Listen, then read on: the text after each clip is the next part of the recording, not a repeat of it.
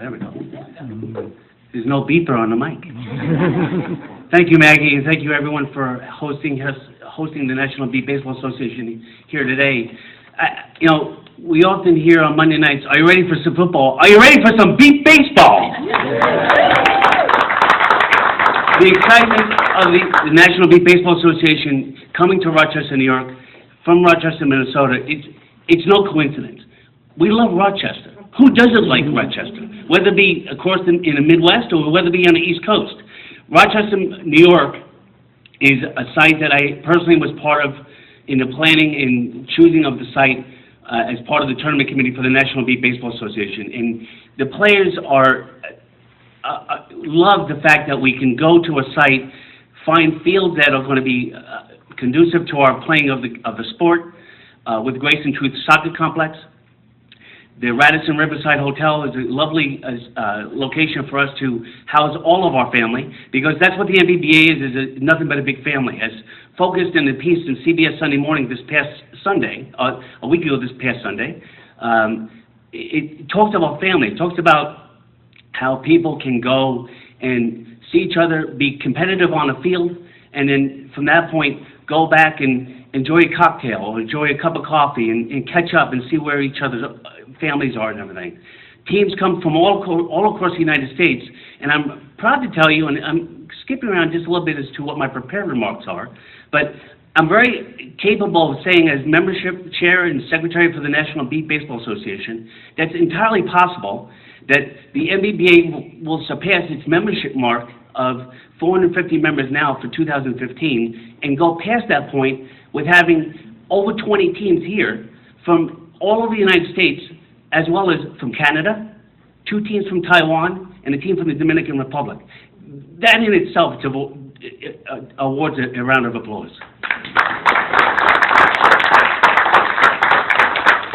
Having the opportunity to play the sport and having developed 2 teams, the Long Island Bombers, who are southeast of here, as well as then Minnesota Millers, which is the team that I run now, teams strive year in and year out through fundraising campaigns to raise the money to come to the one tournament that they feel that they can go and play at the highest level of competition that they ever had the opportunity before.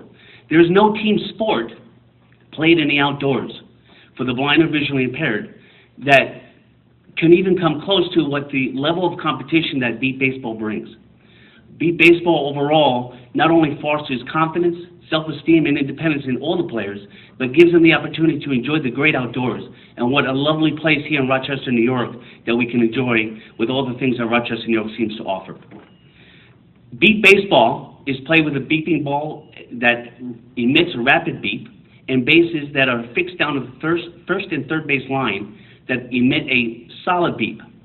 The name of the game of the sport, or the object of the sport, is to put the ball in play and get to the base before the defense fields the ball.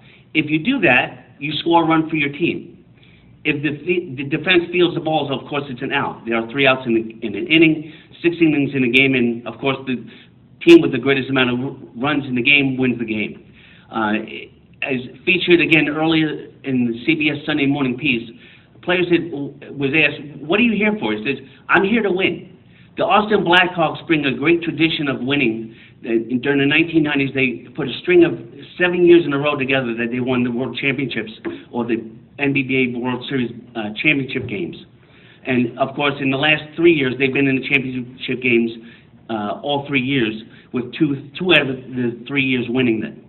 This year, playing a team from Indianapolis, it was a true United States, North America championship game. We were unfortunately not able to see Taiwan come this year, but they're raring to go, and we're ready to bring 2 teams to the World Series here in Rochester in 2015. And I assure you, if you have never seen a live beat baseball game, where videos can only bring so much joy to you, live beat baseball is 10 times better than any videos allowed on YouTube. Essentially, as a player, the thrill of the sport is, of course, the victories and working together with your team in a synergy format to bring yourselves more runs to beat the other team, to put the outs out and to shut the other team down so they don't score any runs. But it's the family environment that you're working together. You're adults that are trusting in each other to run after a ball that's size is 5 inches in circumference and is about 16 ounces. And you're going after the ball with being directed only by a numerical number, by being called by your field spotter. And you're trying to work together so you don't, number one, of course, crash into each other, but importantly is to get the ball and make the out before the batter gets to the base. And all this is being done in less than 6 seconds. The NBBA relies on our officials and all of the volunteers of every team to exist. Without them, there would be no sport. Without the efforts of the CenturyLink pioneers to develop the balls and bases, without them, we would have no sport.